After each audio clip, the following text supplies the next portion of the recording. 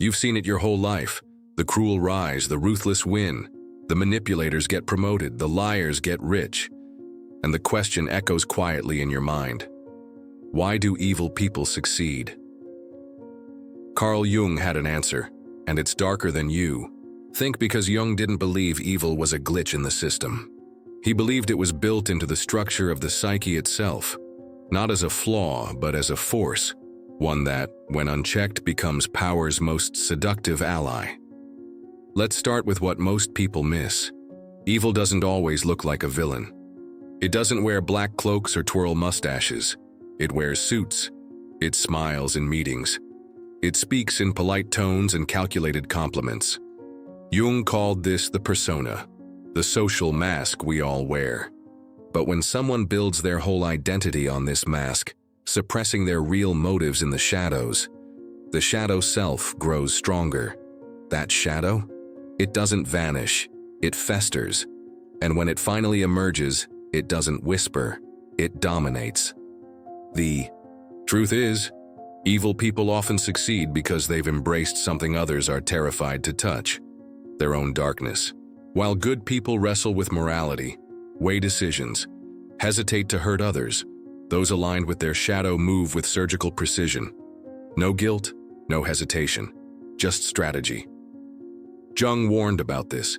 He said that people who refuse to confront their own shadow are the ones most easily manipulated by those who have. Because if you don't know the darkness within you, you can't see it clearly in someone else. You'll rationalize it, excuse it, call it confidence or charisma. But charisma without conscience is just weaponized charm, and it works. Why? Because most people are asleep. They don't question appearances. They follow authority. They submit to those who appear certain, even when that certainty is rooted in manipulation. This is how evil succeeds. It cloaks itself in confidence. It sells fear as leadership. It rewards submission with validation, and it punishes truth with silence. But it goes deeper. Jung believed that society itself encourages this imbalance, that the modern world rewards persona over substance, that it praises surface-level performance over inner integrity. So when an individual cultivates a powerful outer image without integrating their shadow, they gain power not despite their darkness, but because of it. They climb not by being good, but by being useful to a system that no longer values goodness. And what happens to those who do value truth? Who act with conscience? They hesitate, they reflect, they ask, is this right? Meanwhile, the shadow-aligned don't ask, they act. And in a system built on speed, image, and submission, action often beats integrity. That's the bitter paradox. Being good doesn't guarantee power. Understanding power does. And those who understand power often don't use it for good. So what do? We face the shadow. That's Jung's answer. We don't suppress our aggression. We integrate. We don't deny our ambition. We purify it, because only when you know your own capacity for darkness can you choose to act from the light with true strength. Jung said, "No tree, it is said, can grow to heaven unless its roots reach down to hell." Evil people often succeed because they're willing to go into the depths without fear, without ethics, without remorse. But what if you could go there too, not to harm, but to see, to understand, to gain the same clarity without becoming corrupt? Then you'd become something rare, a person with power and conscience, a person with depth, clarity, and strength, who cannot be manipulated by charm, titles, or false light. You wouldn't just resist evil, you'd outgrow it. Carl Jung understood something chilling. Evil doesn't need to wear fangs. It only needs to wear certainty. Because in an uncertain world, certainty becomes the most valuable currency. The person who looks most sure, no matter how wrong they are, gets followed, gets funded, gets trusted. Not because they're right, but because they offer the illusion of safety. And the truly dangerous ones, they know this. They weaponize certainty. They master emotional manipulation, not by yelling but by whispering what people want to hear. They offer control in exchange for obedience. And most people take the deal. That's why evil succeeds. It understands the psychology of the crowd, the collective unconscious, as Jung called it, the part of humanity that acts not as individuals, but as a herd. And the herd doesn't follow wisdom. It follows confidence. It doesn't analyze morality. It submits to dominance. This is where it gets disturbing.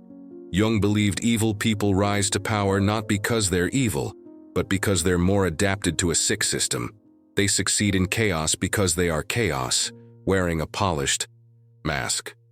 They rise through lies because the truth is too slow, too quiet, too complex. And the system, corporate, political, cultural, rewards results, not ethics. So the person who can manipulate emotions the fastest wins. While good people are busy thinking, evil people are busy moving. That's not a compliment to evil. It's a call to awaken. Because the game isn't fair. But it's real, and if you don't understand it, you'll lose to people who do. Here's what Jung wanted us to grasp. Becoming good doesn't mean becoming weak. Real goodness, conscious, integrated, unshakable, is the most dangerous force on earth. But most good people never reach that level. Why? Because they avoid their own darkness. They think to be good means to be nice, to be soft, to stay small. But that's not morality. That's fear dressed as virtue. And that fear is exactly what evil feeds on. The moment you start integrating your shadow, your anger, your ambition, your selfishness, you stop being an easy target. You stop being predictable. You stop giving your power away to people who pretend to be strong, but are secretly hollow. You start walking with a different presence, one that doesn't beg for approval, one that doesn't flinch at manipulation, one that sees through masks, because you've taken your own off first. This is what evil fears, not kindness, but awareness. Evil succeeds because most people are still asleep, still pretending that darkness is out there in others, never in themselves. But the minute you look inward, the game changes. You're no longer reacting, you're seeing. And what you see, you can't unsee. You start noticing how power works, how charm disguises control, how narratives are shaped not by facts, but by fear. And then you realize, if evil succeeds through unconsciousness, then consciousness is your rebellion. You don't have to become corrupt to win, but you do have to become dangerous.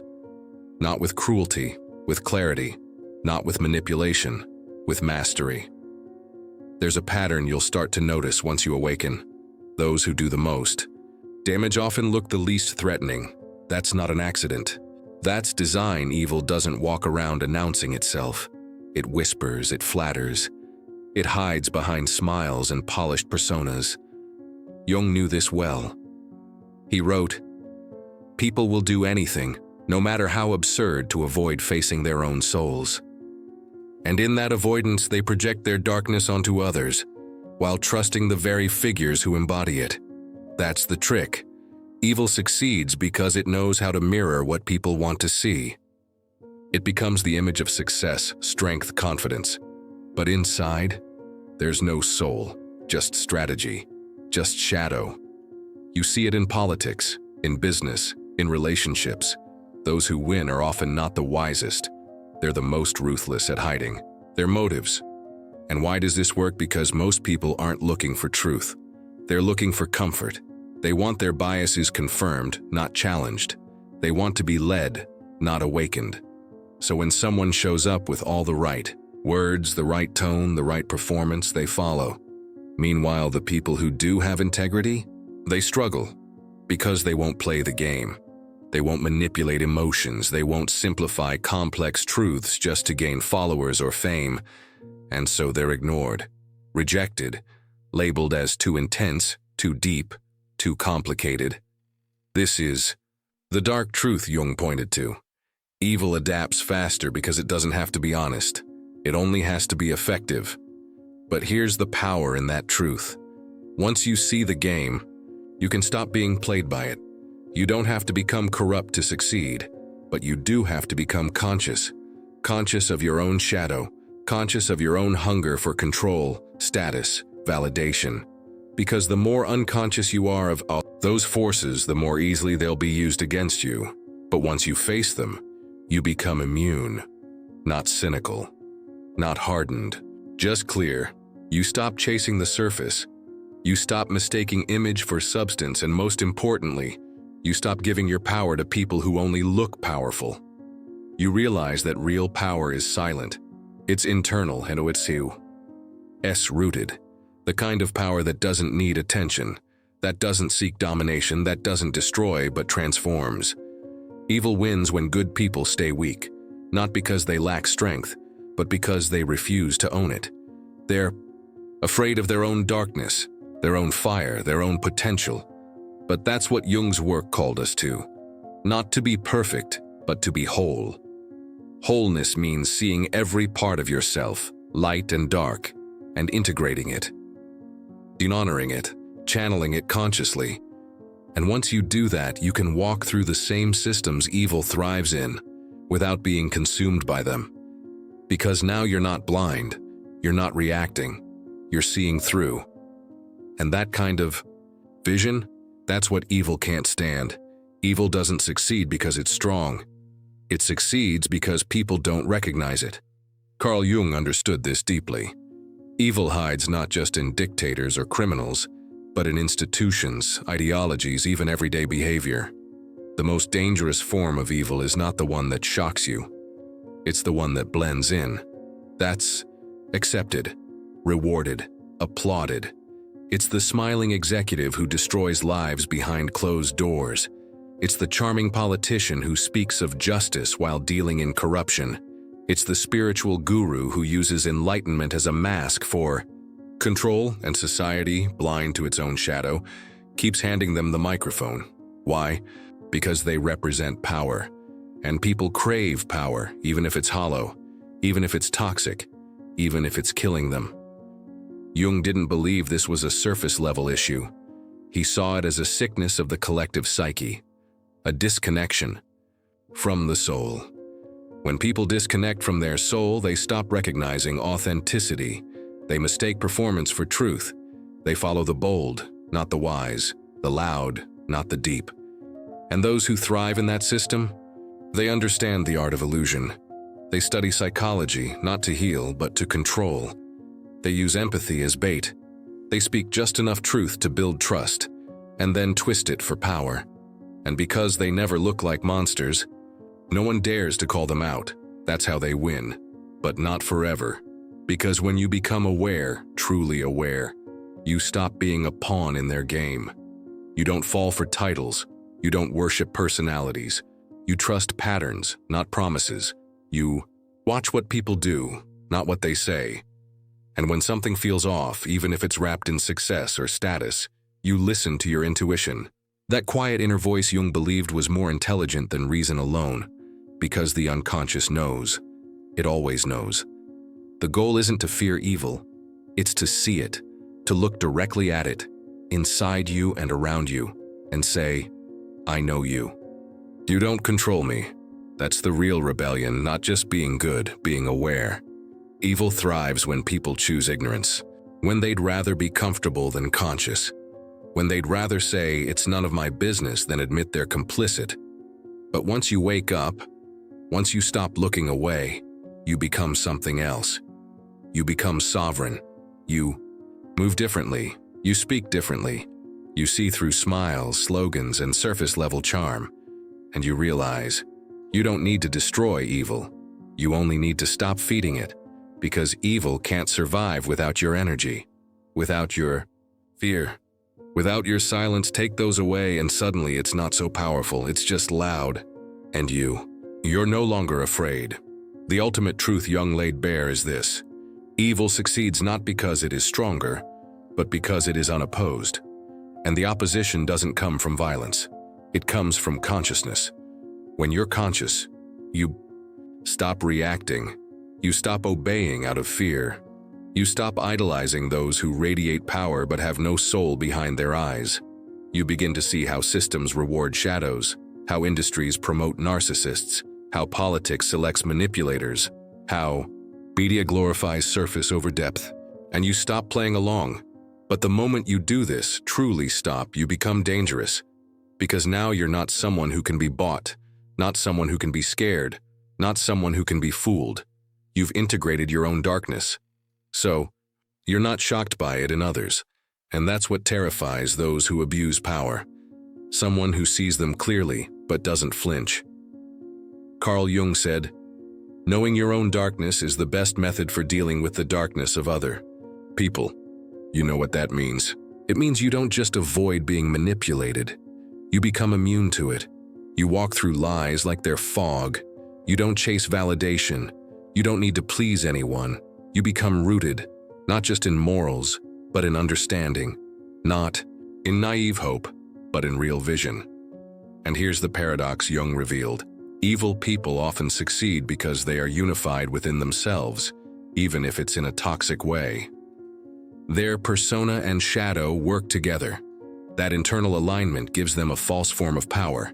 But when you become unified, when your conscious self and your shadow align through awareness, your power is real, stable, unshakable. It's not about pretending to be good. It's about being whole. Wholeness is what makes you untouchable. You no longer fall for fear-based leadership. You no longer chase hollow victories. You define success on your terms, clarity, purpose, truth. Evil might still rise, but it won't rise through you, not through your silence, not through your submission, not through your shadow, because you've already made peace with it. And this is where the game flips. Because now you can walk into any system, any room, any arena, and not be owned by it. That's real power. Not domination, not deception, but presence. A presence that makes corrupt people uneasy. There's one final piece Jung hinted at, though few grasp its weight. Evil doesn't just succeed through power structures. It succeeds through you, through your hesitation, through your silence, through every moment you feel something is wrong and say nothing. Why? Because society trains us to be polite, not truthful, to be agreeable, not awake. We're told to keep the peace, go with the flow, and not rock the boat. But what if the boat is sinking? What if the flow is toxic? Evil thrives when people disconnect from their own inner compass, when they outsource morality to the crowd. Jung saw this as one of the deepest dangers of modern life, the loss of the individual soul. Because when you're not rooted in your own truth, you become easily swayed by groupthink. And the group, as history shows, is often wrong. Sometimes, catastrophically, that's how atrocities happen. Not from monsters alone, but from ordinary people following orders, nodding along, looking away. So if you want to understand why evil people succeed, stop only looking at them. Look at the environment that rewards them. Look at the millions of tiny decisions made by people who say, "It's not my job. Someone else will speak up." Or worse, "This is just how the world works." Jung believed this was the greatest failure of all, the death of moral courage, because without it, even the brightest mind becomes a slave to systems it could have helped change. Here's the real turning point: the moment you stop asking, "Why are they doing this?" and start asking, "Why am I letting them?" That's the birth of inner authority. You stop outsourcing your voice. You stop waiting for heroes. You realize you are the one. Not because you're perfect, but because you're awake. Carl Jung never promised that understanding evil would make it disappear. He only promised that you would no longer be its puppet. Because the moment you see the architecture of manipulation, the fear loops, the false certainty, the seductive charisma, you begin to step out of its grip. You start making decisions not from pressure, but from presence. That's what power really is. The ability to stay conscious in a world built to distract you. But this kind of awareness isn't comfortable.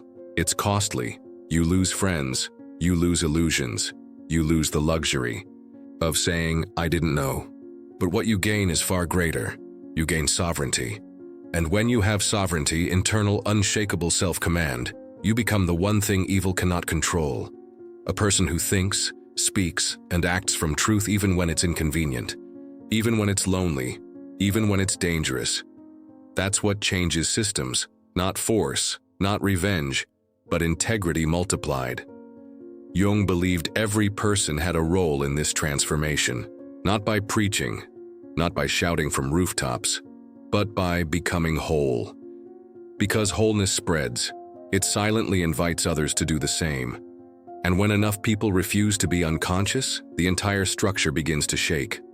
Not because it's attacked, but because the energy that held it up, fear, obedience, ignorance, is gone.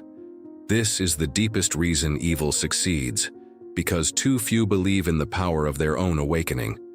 But when you do, you stop fearing power, you become it. Not in a corrupt external way, but in a quiet, immovable way, the kind that doesn't need applause, the kind that builds civilizations or rebuilds them when they fall. And when history looks back, it won't. Remember how loud the deceivers were. It will remember who saw through them, who stood still when others bowed, who walked forward when others waited, who stayed human in a world that forgot how. That's what Jung left us, not just a map of the human mind, but a reminder. The fight isn't out there, it starts with you. That makes liars stutter, that makes the mask wearers feel naked. Because in a world full of illusions, the rarest force is someone who's fully real. That's who you become when you stop fearing evil and start understanding it. You don't fight the darkness by destroying others. You fight it by awakening yourself.